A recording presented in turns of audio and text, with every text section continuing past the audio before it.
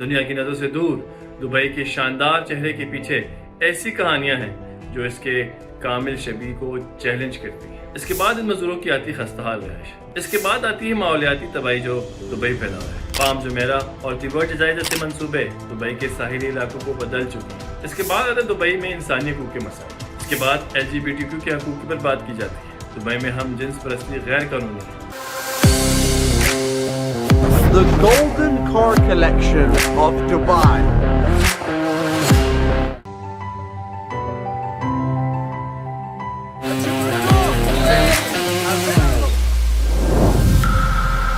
Dubai दुनिया के मशहूर तरीन शहरों में से एक है जो अपनी शानदार फलकबोज इमारतों, पुरतईश तर्ज ज़िंदगी और शानदार तरक्याती मंसूबों के लिए जाना जाता है। सियाह इस शहर के आला दर्जे के शॉपिंग मॉल्स, साफ साहिलों और लाजवाब मेहमान नवाजी के लिए यहाँ का रुख करते हैं। लेकिन इस चमकती दमकती ज़ाहिरी शक्ल के पीछे एक तारीख हकीकत छुपी हुई है। दुनिया की नज़रों से दूर दुबई के शानदार चेहरे के पीछे ऐसी कहानियां हैं जो इसके कामिल शबी को चैलेंज करती हैं। मजदूरों के इस्तेहसाल से लेकर माहौलियाती तबाही तक दुबई की तरक्की की कहानी कई इखलाकी, माहौलियाती और समाजी मसाइल से जुड़ी हुई है। आज की इस वीडियो में दुबई के उन पोशीदा राजों पर रोशनी डालेंगे जो आपको हैरान कर देंगे। तो वीडियो आखिर तक देखिएगा क्योंकि आखिर में वो इंकशाफात होंगे जो आपके जहन को दंग करके रखेंगे। दुबई की जदीद इंफ्रास्ट्रक्चर बशमूल बुर्ज खलीफा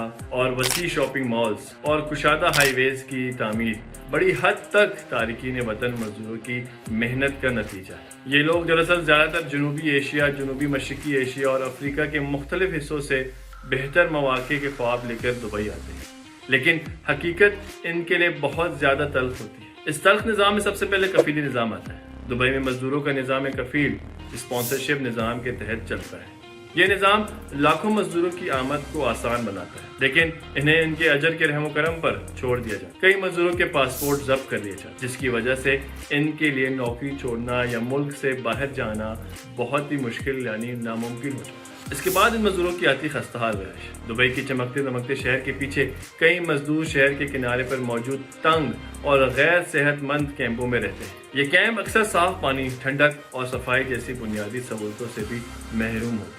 इंतहाई सख्त हालात में काम करने वाले मजदूर दुबई की गर्मियों में दर्जा हरारत अक्सर 45 सेंटीग्रेड से तजावज़ कर जाता है और ये फिर भी उसमें मेहनत मजदूरी कर रहे हैं और रोज़ाना 12 से 14 घंटे सख्त धूप में काम करते हैं। अगरचे कवानीन के मुताबिक सख्त गर्मी के औकात में काम पर पाबंदी भी है, लेकिन इस कानून पर अलम दरामद कमज़ोर है। मजदूरों की उजरत की अदम अदायगी और धोखा भी दुबई में एक आम बात है। बहुत से मजदूर भारी भरती फीस अदा करके दुबई आते हैं और कर्ज में फंस जाते हैं। यहाँ पहुँचने के बाद उन्हें कम उजरत, ताखीर में अदायगी या बिल्कुल उजरत ना मिलने जैसे मसाइल का सामना भी करना पड़ता है। ये मजदूर दुबई के पुरतईश तरकीब के पीछे एक छुपी हुई ताकत है जिन्हें शाज़ व नादिर ही तस्लीम या सराहा जाता है। इसके बाद आती है माहौलियाती तबाही जो दुबई फैला है। दुबई का एक माहीगीर घर के गाँव से एक आर्मी मेट्रोपोलिस तक का सफ़र माहौलियाती तौर पर बहुत महंगा साबित होता है। तरक्की की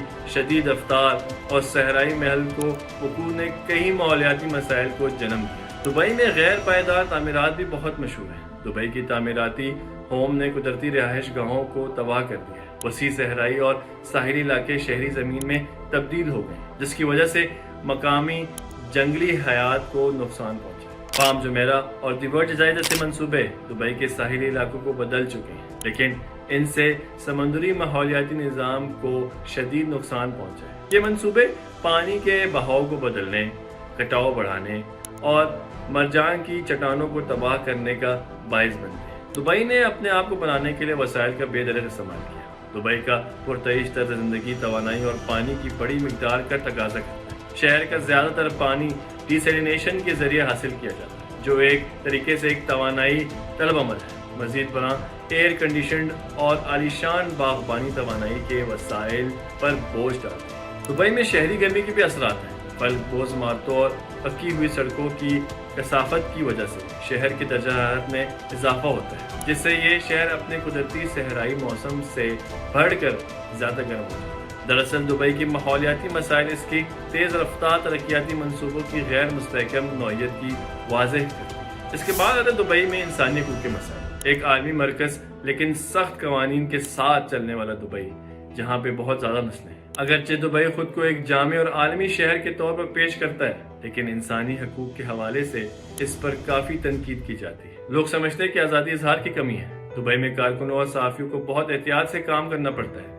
حکومت پر تنقید کرنے پر قید، جرمانے یا ملک بدری کا سامنا کرنا پڑ سکتا ہے۔ حتیٰ کہ سوشل میڈیا پر بھی آپ کوئی تنقید نہیں کر سکتے۔ غیر عرب لوگوں سے امتیازی سلوک کیا جاتا ہے۔ دبئی میں ایک واضح سماجی درجہ بندی موجود ہے۔ اماراتی شہری سب سے اعلیٰ مقام پر ہیں، اس کے بعد ہنرمند تارکین وطن ہیں، جبکہ کم آمدنی والے مزدوروں کو نظام میں عدم مساوات کا سامنا کرنا پڑتا ہے۔ ان کے لیے کوئی ایکوالٹی نہیں ہے۔ دبئی میں خواتین کے حقوق پر بھی اکثر بات کی جاتی ہے۔ حالیہ برسوں میں پیش رفت کے باوجود خواتین کو ذاتی آزادی اور قانونی حقوق کے حوالے سے اب بھی کچھ پابندیوں کا سامنا ہے۔ اس کے بعد LGBTQ کے حقوق پر بات کی جاتی ہے۔ دبئی میں ہم جنس پرستی غیر قانونی ہے اور LGBTQ افراد کی گرفتاری، قید یا ملک بدری کے خطرے سے دوچار ہے۔ اس کے نتیجے میں خفیہ کمیونٹی وجود رکھتی ہے جو مسلسل خوف کے ماحول میں زندگی گزارتی ہے۔ دبئی میں جو لوگ وزٹ کرنے جاتے ہیں ان کو بھی اخلاقی مسائل کا مسئلہ موجود ہے۔ دبئی کی معیشت کا ایک بڑا ستون سیاحت ہے، لیکن اس کے ساتھ کئی اخلاقی چیلنجز بھی جڑے ہوئے ہیں۔ جب آپ دبئی وزٹ کریں گے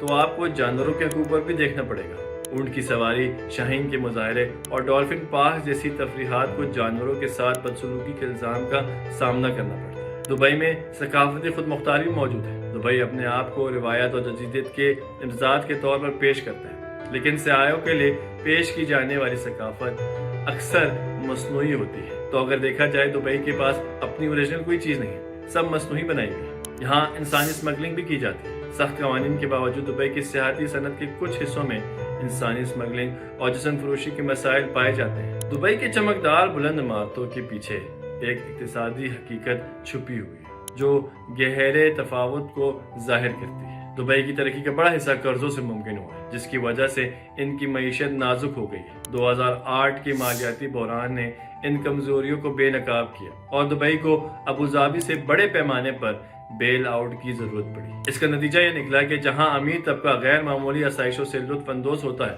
وہیں کئی رہائشی تنخواہ سے تنخواہ تک زندگی گزارتے ہیں، خاص طور پر کم آمدنی والے تارکین وطن۔ ان تارکین وطن میں زیادہ لوگوں کا تعلق انڈیا، پاکستان اور بنگلہ دیش سے ہے۔ دبئی کا قانونی نظام شریعت اور مقامی روایت پر مبنی ہے، جس کی وجہ سے اکثر سیاح اور غیر ملکی قوانین سے بے خبری کی وجہ سے مشکلات کے شکار ہوتے ہیں۔ اکثر یہ بھی دیکھا گیا کہ جنسی حملے کے مقدمات میں متاثرہ افراد کو کبھی کبھار ناجائز تعلقات کے الزامات کا سامنا کرنا پڑتا ہے، خاص طور پر اگر وہ گواہ پیش نہ کر سکیں۔ عوامی طور پر محبت کے اظہار، مختصر لباس پہننا یا گالی دینا جرمانے یا قید کی سزا کا سبب بن سکتا ہے۔ دبئی میں قرض یا کریڈٹ کارڈ کی ادائیگی میں ناکامی کی صورت میں فوری قید کا سامنا کرنا پڑ سکتا ہے۔ تو اگر نتیجہ نکالا جائے، دبئی بلا شبہ ایک ایسا شہر ہے جو عزائم، استقامت اور جدت کا مظہر ہے۔ یہ ریت کے ذروں سے ایک عالمی طاقت کے طور پر ابھرا ہے اور ایسی کامیابیاں پیش کرتا ہے جو کہیں اور دیکھنے کو نہیں ملتی، لیکن اس کی چمکدار ظاہری شکل کے پیچھے